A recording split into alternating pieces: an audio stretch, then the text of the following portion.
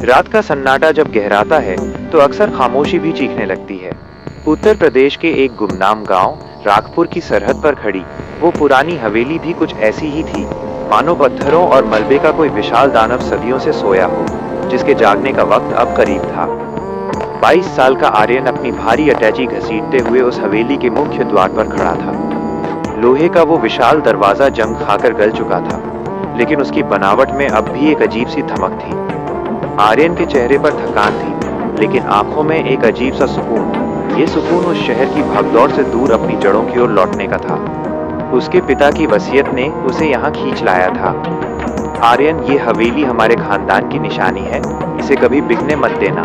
पिता के ये आखिरी शब्द उसके कानों में गूंज रहे थे। जैसे ही उसने दरवाजा धक्का देकर खोला, एक तीखी चर्र की आवाज सन्नाटे को चीरती हुई दूर तक गई। अंदर कदम रखते ही ठंडी हवा का एक झोंका उसे छूकर निकला, जैसे कोई उसे चेतावनी दे रहा हो। धूल की एक मोटी परत हर चीज पर जमी थी। छत से लटकते मकड़ी के जाले ऐसे लग रहे थे मानो पुरानी यादों को कैद करने के लिए बिछाए गए जाल हों। हवेली का ढांचा किसी भूल भुलैया जैसा था। ऊंची छतें, नक्काशीदार खंभे और दीवारों पर लटकी धुंधली तस्वीरें। आर्यन हाथ में टॉर्च लिए हॉल के बीचों बीच खड़ा था। उसकी टॉर्च की रोशनी एक बड़ी सी तस्वीर पर पड़ी। वो उसके दादाजी की तस्वीर थी। उनकी आंखों में एक अजीब सी कठोरता थी, जो टॉर्च की रोशनी में और भी डरावनी लग रही थी। ऐसा लगता था जैसे वो तस्वीर के अंदर से आर्यन की हर हरकत पर नजर रख रहे हों। हवा का एक झोंका खिड़की के टूटे हुए कांच से अंदर आया और पर्दे किसी साए की तरह लहराने लगे। आर्यन ने गहरी सांस ली। उसे लगा जैसे हवेली सांस ले रही है। दीवारें सीलन से भरी थीं और उनमें से अजीब सी गंध आ रही थी, पुरानी लकड़ी और सड़ती हुई मिट्टी की मिली-जुली महक। उसने खुद से कहा, सिर्फ वहम है आर्यन, पुरानी जगह है, बस थोड़ा वक्त लगेगा। आधी रात आर्यन ऊपर की मंजिल के एक कमरे में लेटा था। बाहर बारिश शुरू हो चुकी थी। बूंदों के गिरने की आवाज छत पर किसी के चलने के भ्रम पैदा कर रही थी। बिजली कड़कती तो कमरा एक पल के लिए सफेद रोशनी से भर जाता और अगले ही पल फिर से अंधेरा छा जाता। तभी उसकी आंख खुली। उसने अपने फोन की स्क्रीन देखी। रात के 2:58 बजे थे। पूरा कमरा बर्फ जैसा ठंडा हो चुका था। अचानक नीचे वाले हॉल से कुछ सुनाई दिया। ठक ठक ठक। ये लकड़ी पर किसी भारी चीज के टकराने की आवाज थी। आर्यन का दिल जोर से धड़कने लगा।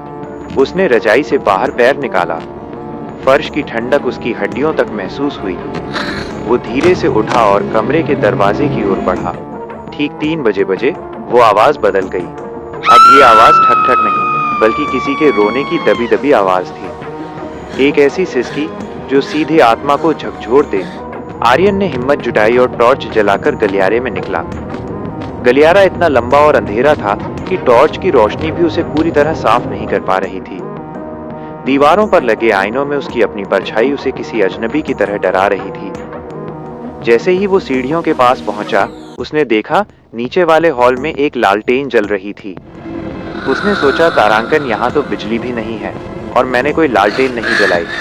गांव का कोई चोर या कोई और? वह दबे पांव नीचे उतरने लगा। लकड़ी की सीढ़ियां उसके हर कदम पर कराह रही थीं। वो रोने की आवाज अब और साफ हो गई थी। वो हवेली के सबसे पुराने हिस्से बेसमेंट की ओर से आ रही थी। बेसमेंट का दरवाजा आधा खुला था। अंदर से एक पीली मटमैली रोशनी बाहर आ रही थी। आर्यन ने दरवाजे को धक्का दिया। अंदर का नजारा देख आर्यन के रोंगटे खड़े हो गए। कमरे के बीचों बीच एक पुरानी मेज थी, जिस पर वही लालटेन रखी थी। मेज के चारों ओर पुरानी कुर्सियां सजी थीं, जैसे किसी दावत की तैयारी हो। और उन कुर्सियों पर कोई बैठा नहीं था, लेकिन उनकी छाया दीवार पर साफ दिख रही थी। 4 इंसानी परछाइयां जो हिल-डुल रही थीं। रोने की आवाज अचानक बंद हो गई। हवा का दबाव इतना बढ़ गया कि आर्यन को सांस लेने में दिक्कत होने लगी। तभी उसे अपने पीछे किसी की मौजूदगी का एहसास हुआ। एक ठंडी, बर्फीली सांस उसकी गर्दन पर महसूस हुई।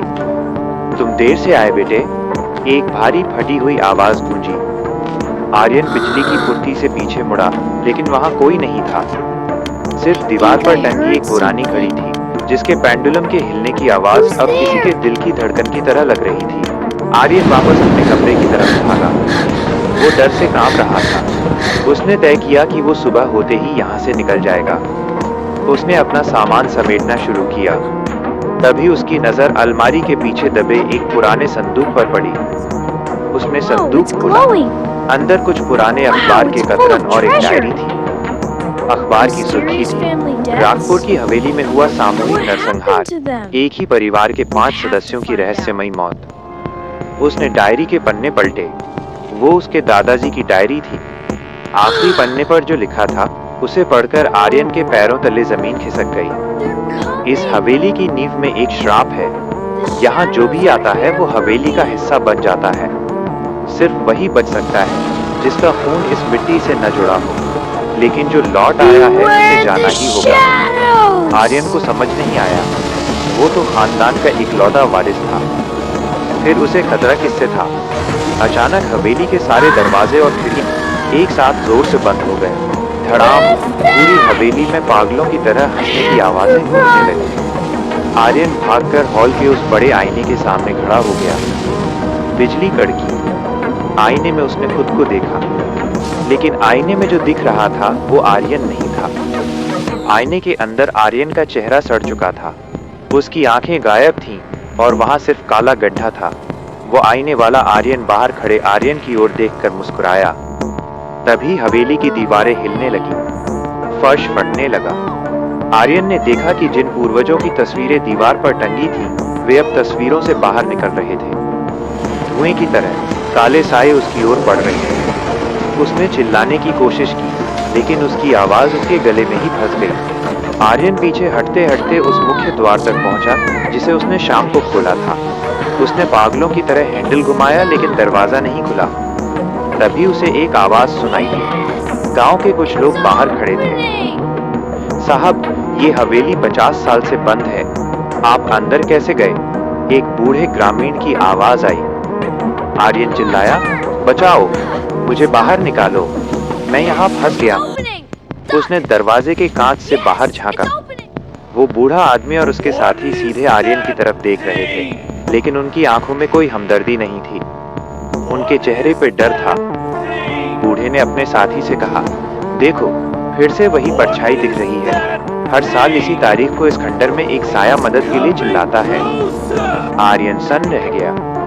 उसने अपने हाथों को देखा। वे धीरे धीरे धुंधले हो रहे थे। उसने पास पड़ी एक पुरानी तस्वीर को देखा जो धूल से ढकी थी। उसने धूल साफ की। वो तस्वीर 50 साल पुरानी थी। उसमें एक जवान लड़का खड़ा था जो बिल्कुल आर्यन जैसा दिख रहा था। तस्वीर के नीचे लिखा था, आर्यन प्रताप सिंह, 1982-2004, जिनकी मौत इसी हवेली में एक हादसे में हुई थी। ट्विस्ट: आर्यन कोई जीवित इंसान नहीं था जो हवेली में रहने आया था। आर्यन वो रूह थी जो हर साल ये सोचकर लौटती थी कि वो जीवित है और अपनी विरासत संभालने आया है। वो 22 साल पहले मर चुका था, लेकिन उसका मोह उसे बार बार इसी हवेली के नरक में खींच लाता था। जैसे ही घड़ी में रात के 3:30 बजे आर्यन का शरीर पूरी तरह धुएं में बदल गया। हवेली फिर से खामोश हो गई। लालटेन बुझ गई। कल सुबह फिर कोई अजनबी गांव से गुजरेगा और उसे हवेली के गेट पर एक धुंधला सा साया अपनी अटैची लिए खड़ा दिखेगा जो अंदर जाने का रास्ता ढूंढ रहा होगा। हवेली की दीवारों ने एक और याद को अपने अंदर दफन कर लिया था। रागपुर का सन्नाटा फिर से गहरा गया था। क्या आप इस